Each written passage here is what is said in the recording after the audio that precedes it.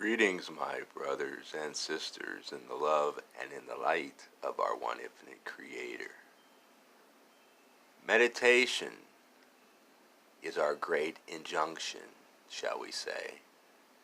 We continually suggest that entities meditate upon a regular basis in order that the stabilizing quality of establishing a link with the mystery of the one Creator be available to each in times of peace and in times of turmoil, both within and from without. For in the meditative stance, one is able to begin to perceive the unified relationship of all things, and to begin to perceive the nature of one's own being as an integrated and whole entity, reflected perfectly in the unity of the one Creator. For each entity is a facet of this great jewel, and each entity must needs retreat to that silent room within daily, in a place reserved only for this pursuit, and with the desire to seek purely that connection with the divine. Meditation offers the most available access to the everlasting waters that can quench all thirst.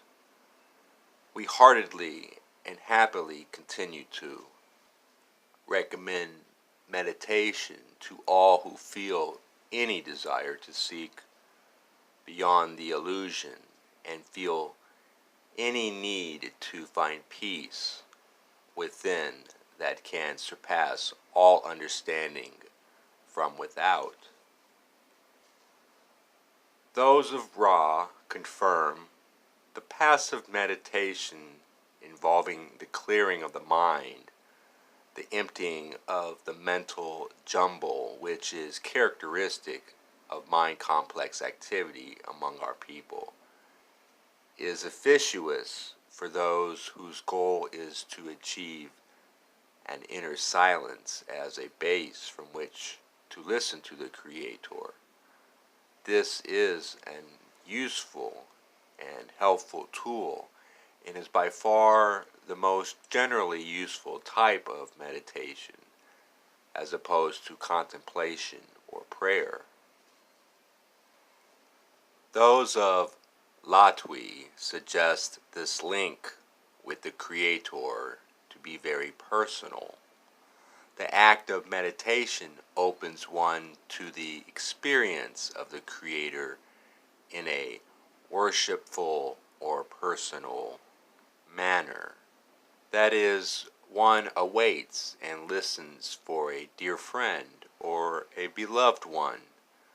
One has the feeling of intimate expectancy.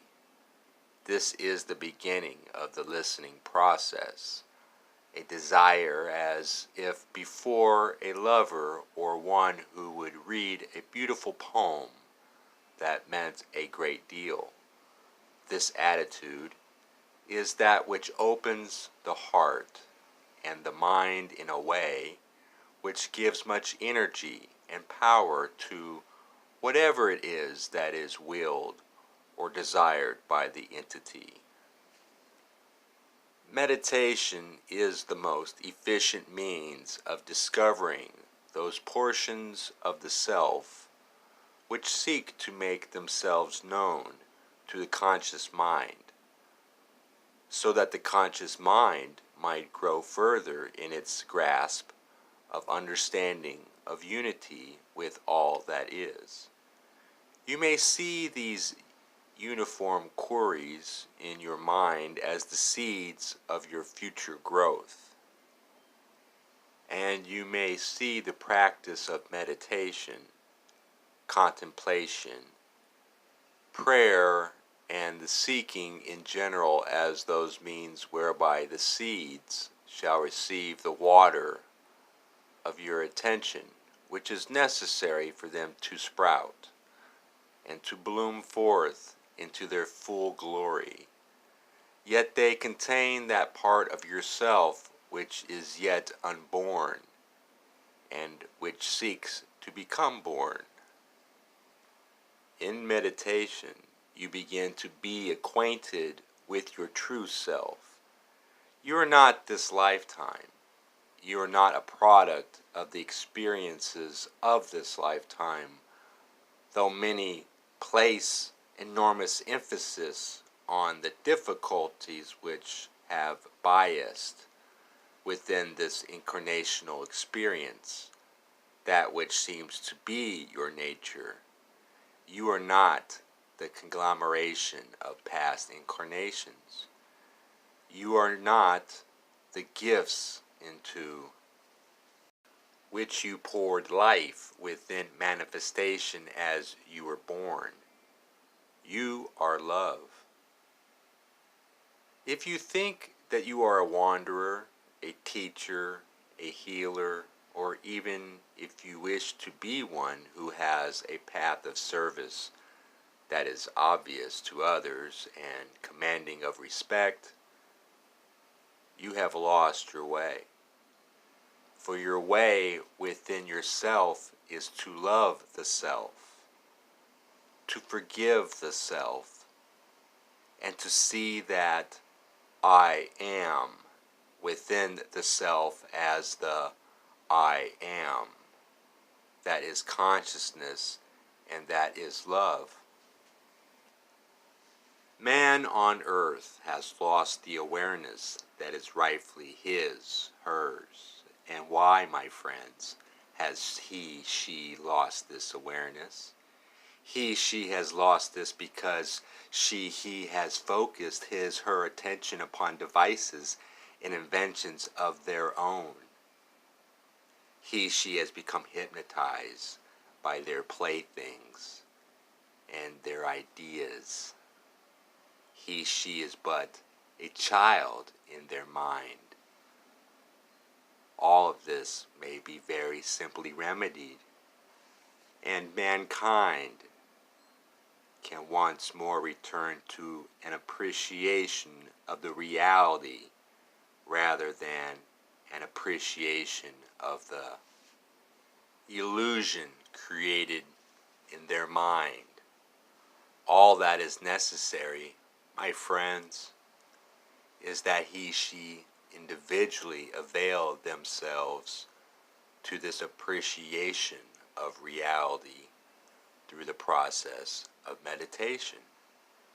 For this process stills his, her active conscious mind, which is continually seeking stimulus within the illusion developed over so many centuries of time upon planet Earth. Very rapidly, then, he, she can return to an appreciation of the reality in the functioning of the real creation. This, my friends, is what man of earth must return to if she, he is to know reality.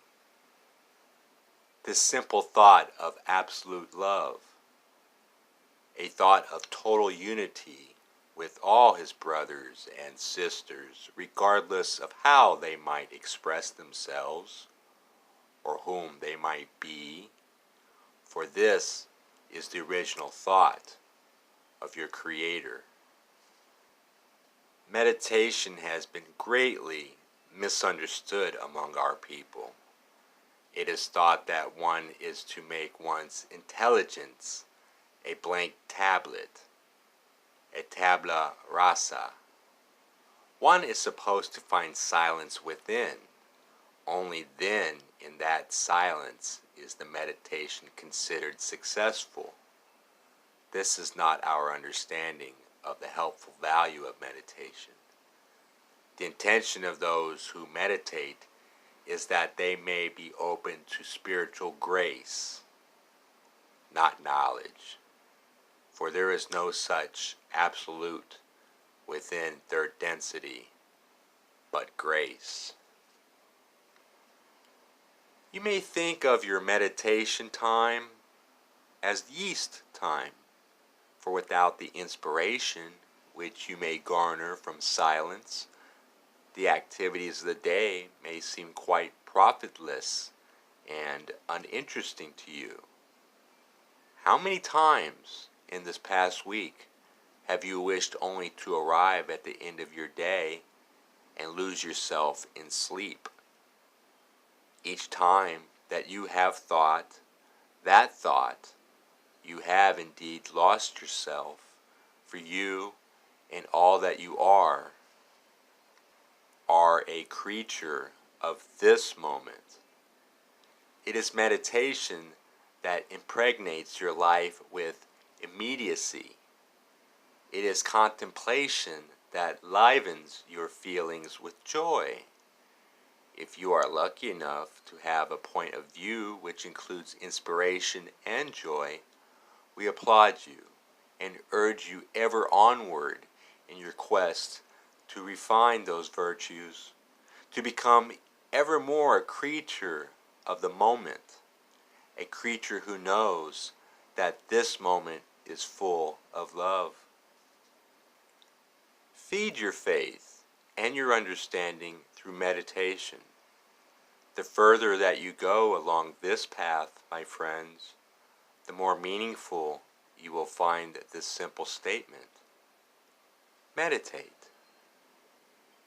It begins as a simple process, and little by little it becomes a way in which you live. Observe it as you progress along your own spiritual path. Meditation is passive learning, tabernacling with the one infinite Creator is passive learning.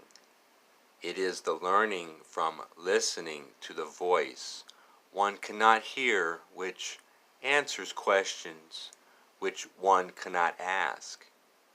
The process cannot be known, cannot come into consciousness in local sense, yet the learning is there, and the strength of spirit and will which comes from this learning is helpful.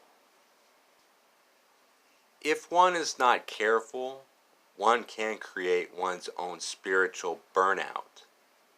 We suggest that the meditations be limited to perhaps no more than an hour per day, perhaps no more than half an hour at one sitting.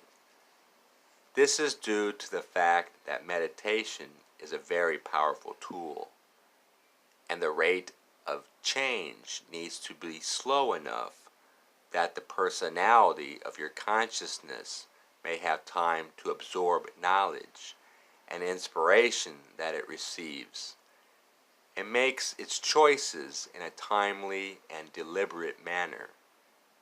It is not well to rush or to hurry the spiritual life, for the soul has its leisure, and in the fullness of time are things accomplished. And with that said, it's been a pleasure speaking with you, my sisters and brothers. Praise be our one infinite Creator. Be in peace.